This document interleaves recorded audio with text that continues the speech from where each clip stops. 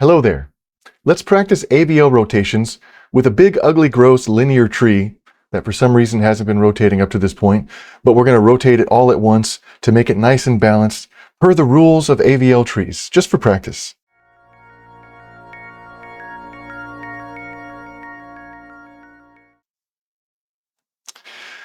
Okay, so first off, you should have hopefully seen my previous videos. We talk about binary search trees, how to define them, how to build them, search through them, add, remove stuff, all that stuff. And then we talked about AVL trees, which are really just self-balancing binary search trees with some extra special rules on top. We talked about the types of rotations, how to do the rotations, when to rotate, how to detect whether a tree is actually a valid AVL tree, and all that stuff. So if you don't know what I'm talking about, see my previous videos.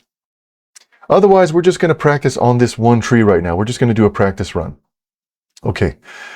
So you would never, you would hopefully never see an AVL tree that looks like this. This is way too imbalanced for an AVL tree. An AVL tree would have started rebalancing itself a long time ago, but let's just pretend for the sake of argument that you disabled the balancing feature of your AVL tree. You maybe like have a Boolean inside of your class that you've written in your program called, am I behaving like an AVL tree, true or false? And you set it to false for a while. Then you started throwing nodes at the tree. After you ended up with this giant linear tree, then we're going to suddenly turn on the AVLness bool and start rotating. This tree sucks. This is a valid binary search tree, but like if you notice, it follows all the rules of a binary search tree and the data is in order. But this is definitely not a valid AVL tree. The time complexity of searching through this tree would be O of H.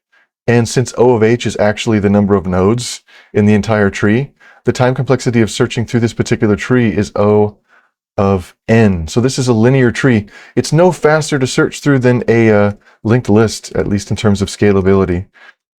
So this is bad. We need to fix this. So now let's turn on the AVLness. We'll say, okay, now you're no longer pretending to be a regular binary search tree. You're an AVL tree. Let's do some rotations.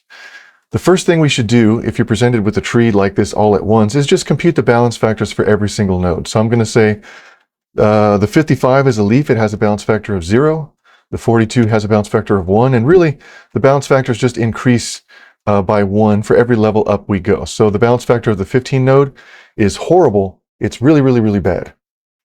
Now that we've done this, we could rotate anywhere we wanted to. It's valid to rotate starting with the 34 or the 27 or 22 or 15.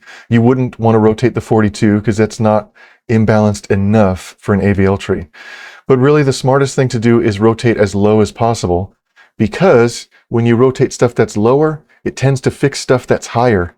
So then you'll end up doing less work and probably end up with a tree that matches what someone else expected. Okay, so we're going to rotate as low as possible. That means I'm going to find the lowest node that is out of whack, and I'm going to say it's the 34 node, and I'll label that as Z. That's bad. Let me try again. 34 is Z. Okay, then we find the A child of the Z node, and we have to find the child that has a taller subtree, but there's only one choice. We can only go to the right. There's nothing on the left, so that means Y is the 42 node. Same thing for the X node. We're labeling for X, and we have to find a child of Y. We have to look at the taller subtree, but there is no other choice. We can only go down and to the right. So now we know our XYZ. I'm just going to place these labels up here at the top. I'm going to say X is 55, Y is 42, and Z is 34. And maybe I'm going to change that text color real fast. Then we want to produce an in-order representation of XYZ. This step, I think it helps people with diagrams, but it also helps you a lot when it comes time to code. Because coding for these rotations is way easier than diagramming these rotations. You pretty much just have to come up with 3 new pointers, A and B and C. And all they are is the ordered version of XYZ. So, which node belongs on the very left? That's going to be 34. Which node would belong in the middle? That's going to be 42. Which node would belong on the right side? That's going to be 55. And so now we're ready to come up with our output pattern. So I'm just going to take one of these nodes and copy it. Maybe get rid of that little stem there. And then I'm going to just, copy paste this a couple times as quickly as I can. It doesn't need to be perfect. It doesn't need to be perfect. But if it's not, they'll laugh at you. Okay. So we'll do this. And we'll draw some connecting lines. So we've got like 3 nodes here. A perfect little tri-node subtree because we picked X and Y and Z. That became A and B and C. Can't get that line right, I'm going to give up. So then I'm going to fix the labels here. So what is A belonging on the left? That's 34. What is B, which belongs in the middle? It's 42. What is C, which belongs on the right? That's 55. So now we have a perfectly balanced tri-node subtree. Notice how this is a valid binary search tree. If the numbers were in a different order, this wouldn't be a valid binary search tree, and you'd have to try again with your ordering. And also, this has to be a perfectly balanced tri-node subtree. Otherwise, this probably wouldn't actually help if we did a different output pattern. It wouldn't help the tree. So then the next thing we need to do is just double check that we don't have any nodes that are unaccounted for from the input pattern, the XYZ nodes. So if we look at the 34 node, let's look at Z first, I guess. We'll look at the 34 node. 34 had 42 as a child, but 42 is already handled, so that's actually okay. Then we look at the Y node, that's 42. It had 34 and 55 as children. The 34 was handled here, and the 55 is handled here, so we actually are fine. We don't need to worry about that. Now we'll look at the X node. The X node had no children, so we're pretty much done. Again, like I said in previous videos, there could have been up to 4 outstanding children. You know, each of these XYZ nodes could have had its own children. Notice how 34 could have had 1, 42 could have had 1, 55 could have had 2. So there would be 4 outstanding children. So we're actually done at this point with the outstanding children. There are none. So I'm ready to reattach this tree, or I guess the rotated subtree, into the regular tree. So these 3 nodes can just go away from our diagram. In code, you're not actually removing these nodes. You're just sort of, you know, reattaching pointers. But I'm going to redraw this in a way that looks kind of nice. And I'll just maybe redo this line real fast. So I'm going to do a blue line here. Okay. Now we have to recompute the balance factors. So I'm going to say that the 34 is a leaf. It's got balance factor of 0. Same for the 55. The 42 is perfectly balanced. And then we have to work our way up until we reach the root node. So the 27 node, it's got 2 nodes hanging off the right side and nothing on the left. So its new balance factor is 2. So it actually improved a little bit. The 22 node, 1, 2, 3, it's got 3 nodes hanging off the right side and nothing on the left. So it improved a little bit to 3. And I'm guessing that the 15 also improved to 4. You can see the height on the left subtree of 15 is 1, 2, 3, 4.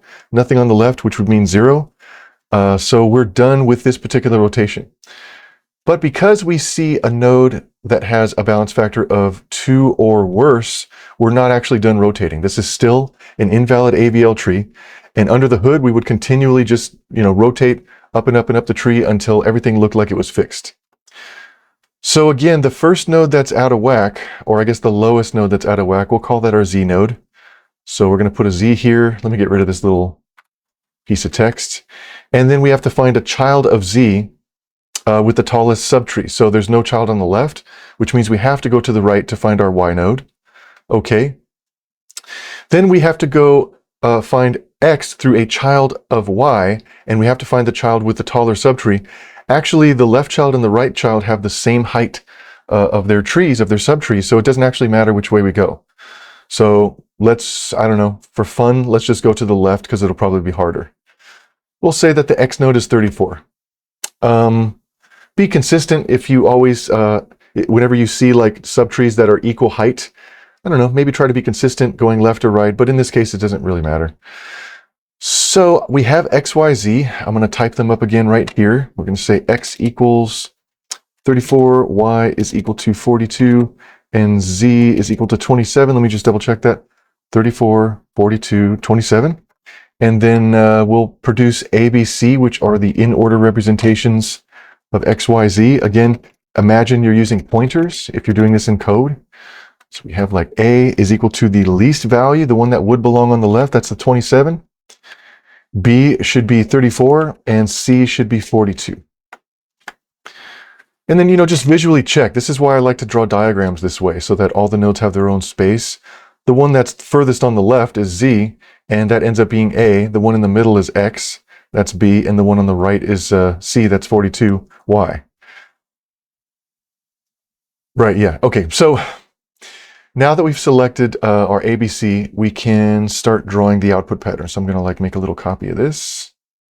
And I'm just going to very quickly try to draw a tri-node subtree that is perfectly balanced. Maybe a little bit lower. They'll laugh at you. They won't. They will. I'm just kidding. Let me finish this line. All right. Fix the numbers real fast. So A is supposed to be on the left, so that's 27. That's already good. B is 34. C is 42. So now we have to just worry about the unaccounted for children of ABC or XYZ. So first I'm going to look at X. Whoops. We look at X. It's 34. It had no children of its own, so we don't even have to worry about any of its children. So we're done. We look at Y. Y had 2 children. It had 34, but 34 was already handled up here. And it had a right child of 55. Oh, so we have a child that is unaccounted for now. So I'm going to grab this 55 and duplicate it over here. We got to put it somewhere. I don't know where just yet. You could probably figure it out, but I'm just going to put it over there. Now we're done looking for the Y. And then next we'll look at the Z node. So I'm going to do the Z node is 27.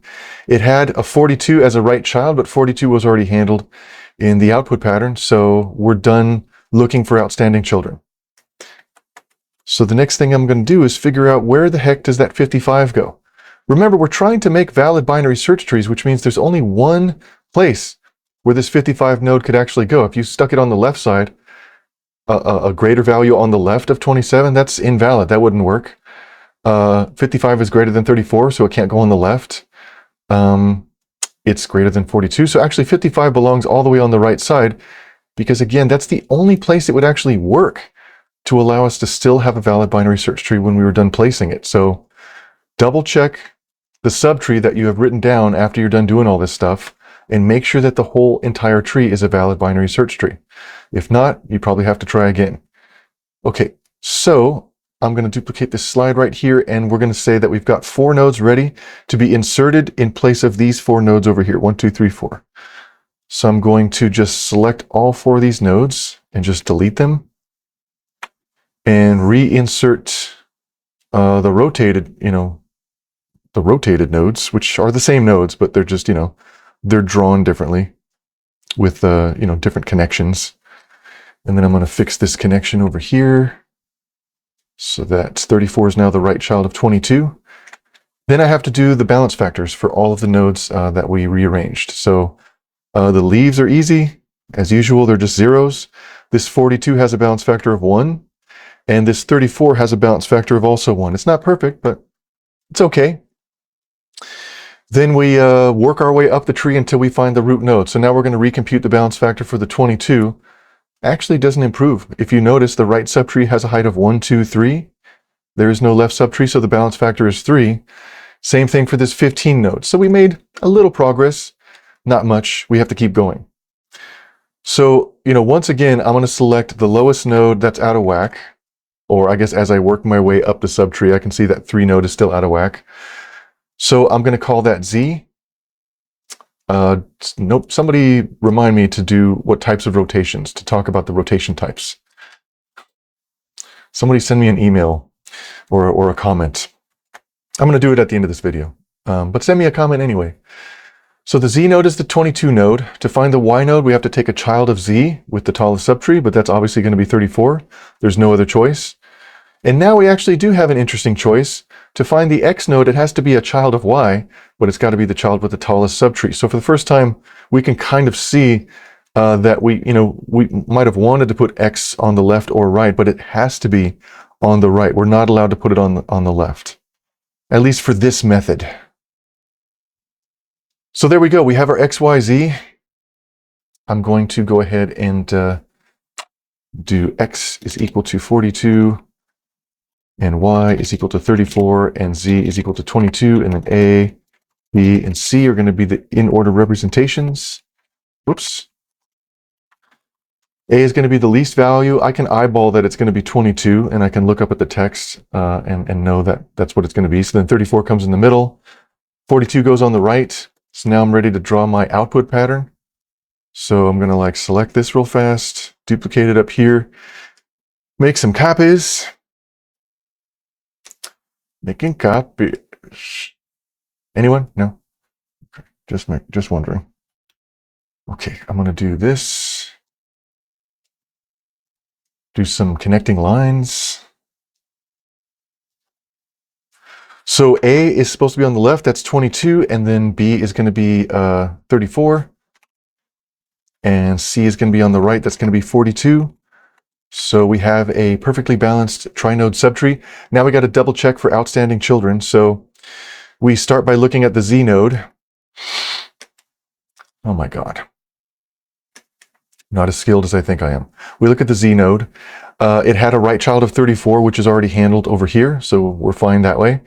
Then we'll look at the Y node. The Y node was 34. It had a left child of 27. That is not accounted for in the output pattern, so I'm going to grab it. And then also, you know, when you're grabbing these unaccounted for children, double check that they might also have children of their own. If they do, we have to take them with the node that we're moving. So if 27 had any children, we would not be, you know, removing or rearranging connections. We would just take all of 27's children and just kind of, you know, let them stay in their position underneath 27. You know, we would not rearrange pointers that are further down. But in this case, what have I done? In this case, 27 doesn't have any children. I'll have to do a copy, that's why. Make a copy, put it somewhere. So now we're done with the 27. On the right side of 34, it had a child of 42, but that's already handled in the output pattern, so we don't need to worry about it. So 42, and then I'll just put like an arrow here. Now we're ready to look at the X node's children.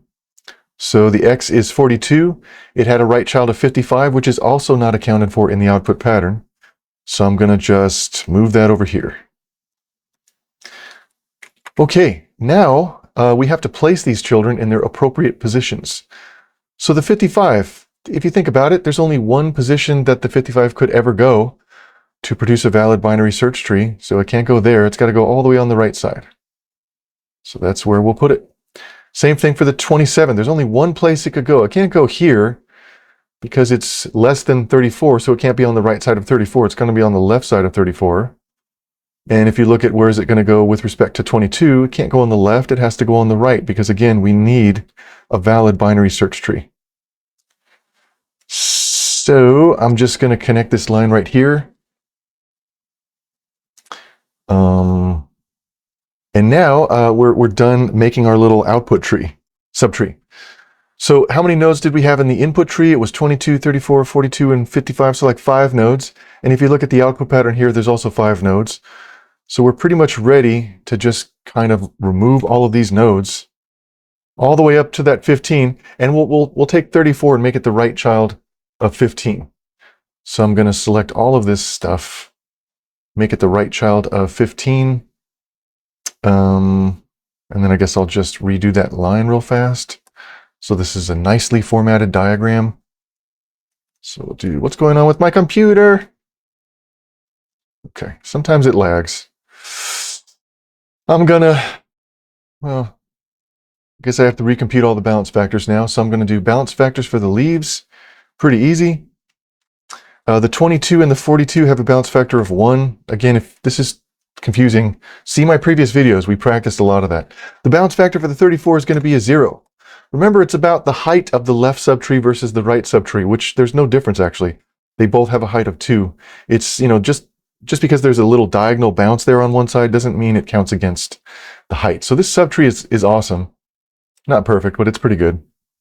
We look at the 15.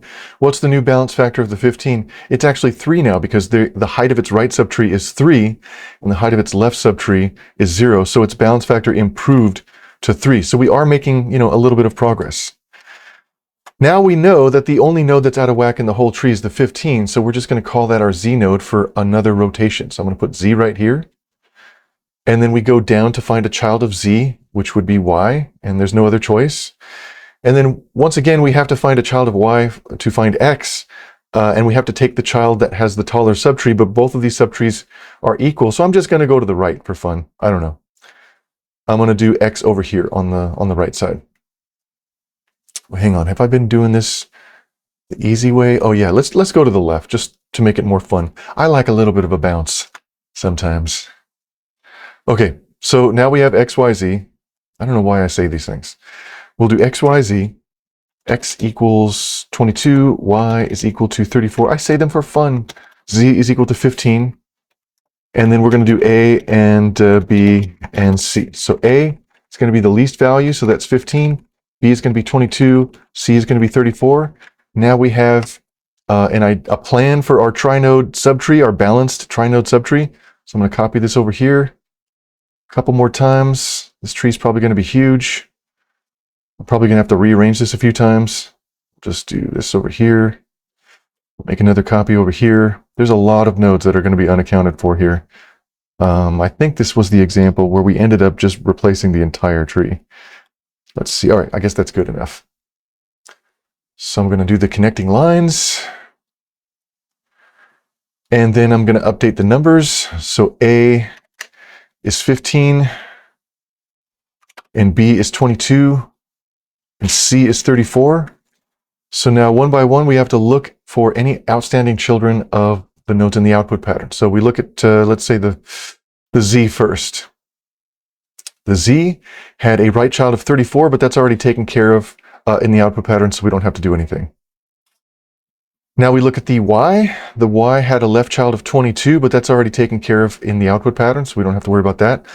It also had a right child of 42, so we don't have to worry about that. Sorry, we do have to worry about that, so I'm going to copy the 42 over here, and we're going to have to do something with it eventually. Now we're ready to look at the X node. So let me get rid of these lines real fast. If we're looking at the X node is 22. It had a right child of 27 that is not in the output pattern. So that's something that's unaccounted for. I'm going to place it over here. Okay, now we're ready to attach the nodes in the output pattern. Let me just bring something to your attention real fast. Notice how the 42 node, which was an outstanding child of one of the output pattern nodes, it had a child of its own, right? We said before, if any of these nodes on the bottom here, below the output pattern, if they had any children of their own, we would not change their topology. We would not assign them to different parents. They would just stay exactly where they are, which means, just for the purposes of this diagram, I should probably also bring the 55 down as the right child of the 42, so I can remember, that it was there and not totally forget it and ruin the tree. 27 had no children, so it's fine. The 27 should be a left child of 34 because it's greater than 22 and it's less than 34, so I'm going to stick it right there. And then where would the 42 go? Well, it would be a right child of 34 because it's greater than 34. So maybe I should make the 27 just a little bit more to the left. Okay. Then I'm going to reconnect. So the 34's left child is 27. Its right child is 42. And then, this is easy to get wrong. I make mistakes all the time too. So I just want to double check that this is a valid binary search tree because I could have, done the numbers incorrectly. So we have 15, 22, 27, 34, 42, 55. It all increases. It is a binary tree. So it's also a binary search tree. And then it satisfies all the other properties. So now how many nodes did I actually remove? 4, 5, 6. And there were only 6 nodes in the entire tree before we did this rotation. Z is kind of the culprit of why this happened. So that means the rotated pattern is actually the final binary search tree. So I'm just going to erase the whole entire tree and put the rotated pattern in the middle here. Then we just have to recompute all the balance factors to make sure that we're done or that we're not done. So the leaves get 0. And then the 42 gets a 1, and then the 34 gets a 1 because it's got a height of 1 on its left subtree and a height of 2 on its right subtree. Take the absolute value.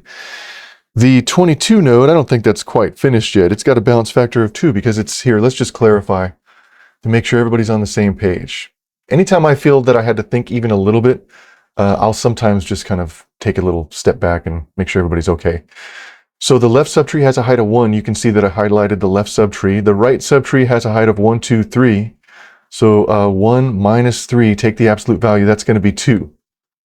So the balance factor of the 22 node is 2, meaning we're not done rotating our tree. It could be a little bit better, a little bit faster.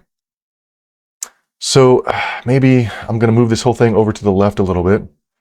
And then we'll call the 22 node the Z node, because it's the first node that's out of whack.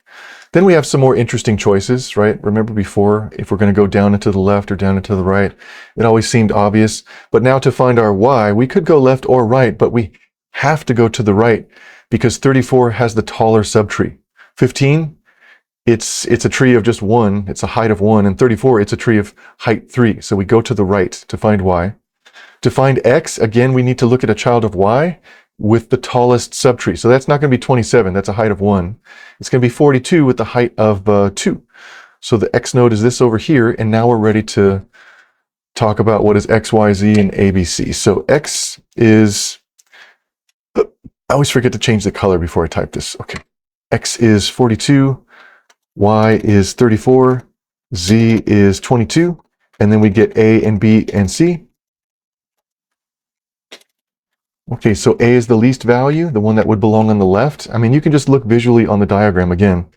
Look at XYZ. 22 is way on the left, right? So that would have to be A, because anything that starts leftmost should end up leftmost in terms of a well-drawn diagram. So B is going to be in the middle. That's the 34. And then C is going to be the greatest value, which is 42. Again, C42 is the rightmost value, both before and after we decided what is XYZ and ABC. So we've got that. I'm going to go ahead and start copying some nodes here for another new diagram. We're going to say we got that. Give it a little copy. Give it another little copy. Give it a copy. Then I'm going to draw my connections. Dang, how long is this video, man? I knew this was going to be a gnarly example. That's why I like doing it. Okay. Fix the numbers real fast. So the 27 is A, it's 22. And then this is going to be B, which is 34. And then 27, or the rightmost node, was going to be the 42. Then we start looking at children that might be unaccounted for in our target pattern. So I'm going to like duplicate this. And we'll say, start by looking at Z. It had a left child of 15, which is unaccounted for in the output pattern. So I'm going to move 15 over here somewhere. And then we look at the 34. That's already accounted for in the output pattern. So we're done looking at Z's children. So I'm just going to do this. Now we're ready to look at Y. Y had a left child of 27. That's actually unaccounted for. So I'm going to move the I'm going to copy the 27 over here. And then we look at the 42. The 42 is already handled in the output pattern, so we don't have to worry about it. Okay, now we're ready to look at the X node's children. So we look at X. It had a right child of 55. That's also not accounted for in the output pattern. So I'm going to make a copy. So we have like 3 nodes to worry about. And then, you know, just for diagram purposes, in the code, this would be easy to do, but for the diagram, we have to make sure, are we dragging any of these unaccounted for children away from their other children that they might have? So 55, it has no children. 27, it has no children. 15 also has no children. So these are pretty easy. So just visually, I'm going to rearrange. I lost my camera. What happened? Test, test, test. Whoa, I'm tripping. So I had a technical issue with my camera. I had to edit out, I guess, a little portion where I was super confused and screaming.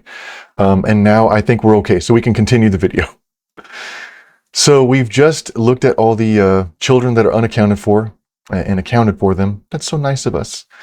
And we're going to have to place them somewhere. So this 15, again, it can't go anywhere over here on the right side. That would be an invalid binary search tree. It's actually got to go on the left of the 22. It's the only place it could possibly go. Same thing for the 55. Where is that going to go? I don't know. Maybe like all the way to the right, because that's the only numerically valid, place that it could go to have a valid binary search tree. What about the 27? Can't go on the right of 34. It's too small. It ends up going on the right of 22. So now we've placed the children to account for them. And I'm going to just like draw my connecting lines real fast.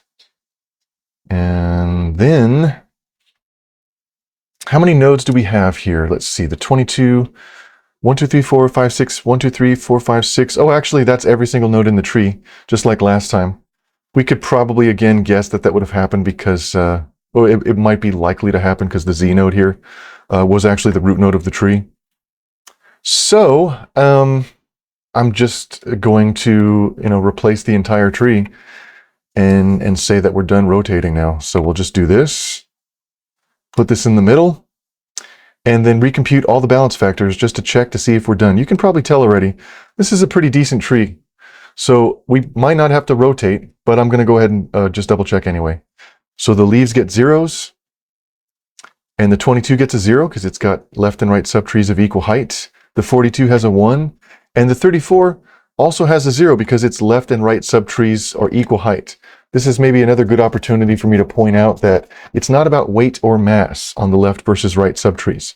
It's just about height only. So even though there are less nodes in the right subtree, the fact remains that the heights are the same. So actually that's a 0 for the root node. This is now finally a valid AVL tree. We have rotated it enough. It is now considered log time again.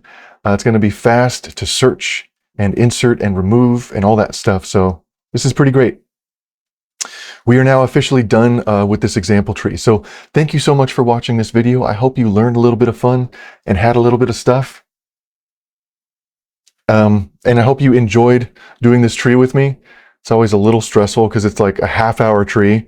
And I always wonder, like, did I make a mistake 5 hours ago? I don't even know. So I guess I'll see you in the next video. Thanks for hanging in there with me. Hey everybody. Thanks for watching this video again. From the bottom of my heart, I really appreciate it. I do hope you did learn something and have some fun. If you could do me a small little favor, could you please subscribe and follow this channel or these videos or whatever it is you do on the current social media website that you're looking at right now. It would really mean the world to me, and it'll help make more videos and grow this community. So we'll be able to do more videos, longer videos, better videos, or just I'll be able to keep making videos in general. So please do me a kindness and subscribe. You know, sometimes I'm sleeping in the middle of the night and I just wake up because I know somebody subscribed or followed. It just wakes me up and I get filled with joy. That's exactly what happens every single time. So you could do it as a nice favor to me, or you could troll me if you want to just wake me up in the middle of the night. Just subscribe, and then I'll just wake up. I promise that's what will happen. Also, if you look at the middle of the screen right now, you should see a QR code which you can scan in order to go to the website, which I think is also named somewhere at the bottom of this video, and it'll take you to my main website where you can just kind of like see all the videos I published and the services and tutorials and things that I offer and all that good stuff. And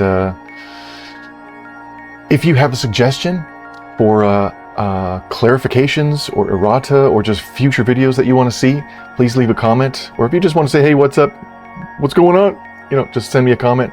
Whatever. I also wake up for those in the middle of the night. I wake up in a cold sweat and I'm like, it would really mean the world to me. I would really appreciate it. So again, thank you so much for watching this video, and enjoy the cool music as I fade into the darkness which is coming for us all.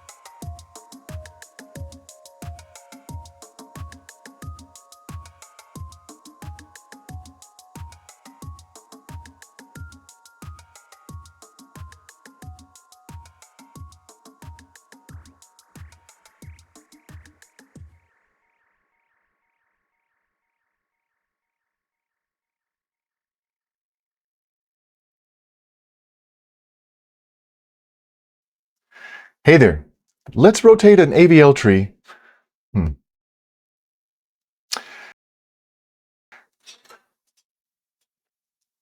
Test, test, test. Whoa, I'm tripping.